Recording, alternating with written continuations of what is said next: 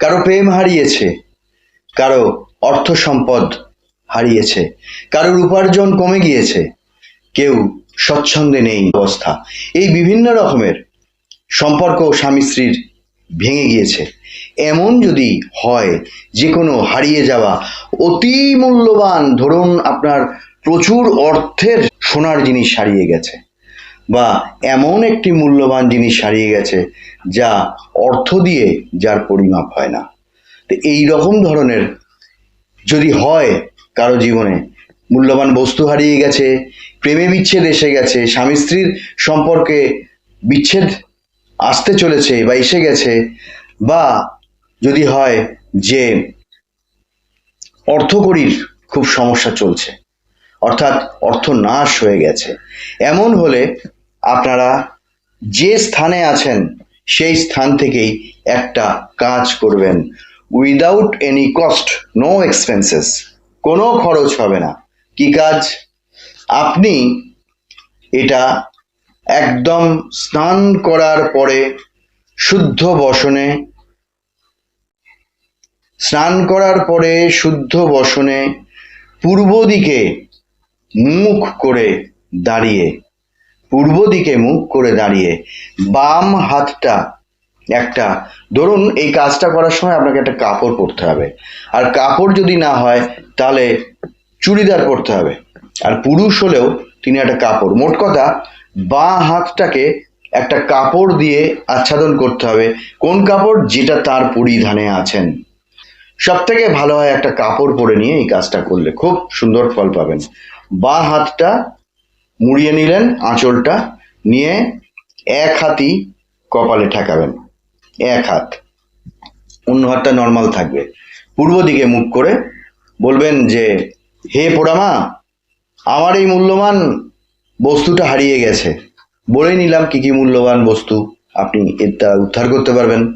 আমার এটা হারিয়ে গেছে, তুমি আমাকে পাইয়ে দাও মা, এবং আমি তোমাকে নিশ্চিত গিয়ে তোমার মন্দিরে পুজো দিয়ে আসবো, এটা বলবেন। যদি তৎক্ষণাৎ ধরুন কিছুক্ষণ আগে পর্যন্ত কোনো মূল্যবান বস্তু এখানেই ছিল অথচ পাচ্ছি না, কোথায় গেল কোথায় গেল, এরম যদি হয় ঘটনাটা ইনস্ট্যান্ট, এখানেই ছিল, এক্ষুনি ছিল, হারিয়ে গেল, কিছুতেই পাওয়া যাচ্ছে না, কিছুতেই পাওয়া যাচ্ছে না, এমন যদি হয় তাহলে, এমন যদি হয় তৎক্ষণাৎ করবেন কি, একটা যদি গামছাও থাকে ভালো কাঁচা, বা একটা যদি জামা গেঞ্জি বা আপনার কোনো নাইটিও থাকে সেটা হাতে মুড়িয়ে নেবেন, নিয়ে ওই পূর্ব দিকে মুখ করে ওই হাতটা মুড়িয়ে, কাপড়ে মুড়িয়ে, বাঁ হাতটা মুড়িয়ে এইবারে আপনি কপালে ঠেকিয়ে বলবেন, মা পোড়ামা, আমাকে খুঁজে এটা পাইয়ে দাও, আমি অনেক খুঁজছি পাচ্ছি না মা, তুমি পাইয়ে দাও, করে কাপড়টা এক জায়গায় রাখুন, এবং তখনও বলবেন যে মূল্যবান জিনিসটা পাইয়ে দাও। সে এবার আপনি খুঁজতে শুরু করুন, দেখুন আপনি পেয়ে যাবেন। কি অদ্ভুত লীলা! এটা 100-র মধ্যে, মানে 1000 জনের মধ্যে 1000 জনই সফল। তো এইটা আপনার মূল্যবান জিনিস হারিয়ে গেছে, বা প্রেম হারিয়ে গেছে, বা আপনার অর্থ নাশ হয়ে গেছে, বা আপনার একটা ভালো চাকরি ছিল সেটা নেই, এই যে বিয়োগ, এই যে নাশ, এই যে হারিয়ে যাওয়া, এই ধরনের সমস্ত কিছুর থেকে উদ্ধার পাবেন এই একটা সামান্য উপাচার, কোনো খরচা নেই। হ্যাঁ, খরচা আছে কোনটা? আপনার এটা বলতে হবে, মা তুমি আমার এটা পাইয়ে দাও, তাহলে আমি তোমার কাছে গিয়ে পুজো দিয়ে আসব। এটা কোথায়? বহু শতাব্দী প্রাচীন, এখানে ভগবান শ্রীকৃষ্ণ চৈতন্য দেব এইখানে বেদ অধ্যয়ন করতেন।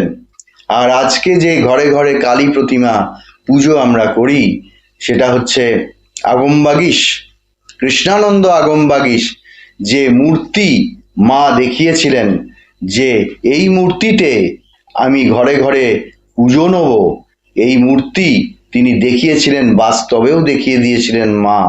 সেই শ্মশানের মা তাকে শ্যামা কালী রূপ দেখিয়ে দিয়েছিলেন, এবং বাস্তবে বলেছিলেন যে পরদিন সকালবেলা উঠে তুমি যে নারীকে দেখবে এই মুদ্রায়, তাকে যে নারীতে দেখবে সে জিভ বার করা, এক হাতে বরাভয়, আর এক হাত ওপরে, এই রকম রূপ দেখবে।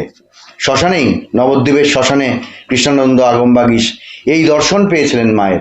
এবং পরদিন সকালবেলা উনি সত্যিই গঙ্গা স্থানে গিয়ে দেখছেন যে একটা 17-18 বছরের মেয়ে খাটো করে কাপড় পরা, তা ওনাকে দেখেই সে তাদের দাওয়ায় যে পাঁচিল সেখানে গোবরের তাল নিয়ে ঘুঁটে দিচ্ছিল। তো এইটা দেখেই সে এক হাতে গোবরটা তুলেছে, এমন সময় ওনাকে দেখতে পেয়েই সে জিভ বার করেছে লজ্জায়, আর সে কাপড়টা, মাথার কাপড়টা টেনে দেওয়ার জন্য হাতটা এরকম তুলেছে, একদম মিলে গেল। তখন কৃষ্ণানন্দ আগমবাগীশ সেই রকম মূর্তি গড়িয়ে প্রথম শুরু করেন পুজো। তো সেই জন্যে সেই সময়কার পোড়ামা চৈতন্যদেব সেখানে ওই পোড়ামায়ের কাছে নবদ্বীপে অধ্যয়ন করেছেন, বসেছেন। বহু জাগ্রত এই পোড়ামা। এমনও হয় যদি কারো কঠিন রোগ ব্যাধি সারছে না, এমন যদি হয়, সুস্বাস্থ্য চলে গেছে, রোগ ব্যাধি আক্রমণ করেছে, এক্ষেত্রেও কিন্তু মা পোড়ামাকে বলতে পারেন, মা আমার এই রকম ঘরে অবস্থা যে উপার্জনের মানুষটা ক্রমে ক্রমেই এরকম হয়ে গেল, বা কোনো সুস্থ মানুষ এরকম হয়ে গেল, বা একটা মানুষের রোগ ব্যাধি সারছে না, এগুলোতেও কিন্তু কাজ হয়। কিন্তু করতে হবে কি, আপনার যেটা প্রাপ্তি হলো আপনাকে গিয়ে সেখানে পুজো দিয়ে আসতে হবে। প্রচুর জাঁকজমকের কিছু না, সেই স্থানে গিয়ে দাঁড়ালেই দেখতে পাবেন শরীরের মধ্যে একটা শিহরণ জাগবে, হ্যাঁ এই মায়ের একটা প্রচন্ড শক্তি আছে। এই কাজটা করবেন। আজকে আপনাদের সঙ্গে মূল্যবান ভিডিওটা আমি বললাম, আশা করি আপনারা সফল হবেন। সকলে ভালো থাকুন, সুস্থ থাকুন। ধন্যবাদ, নমস্কার।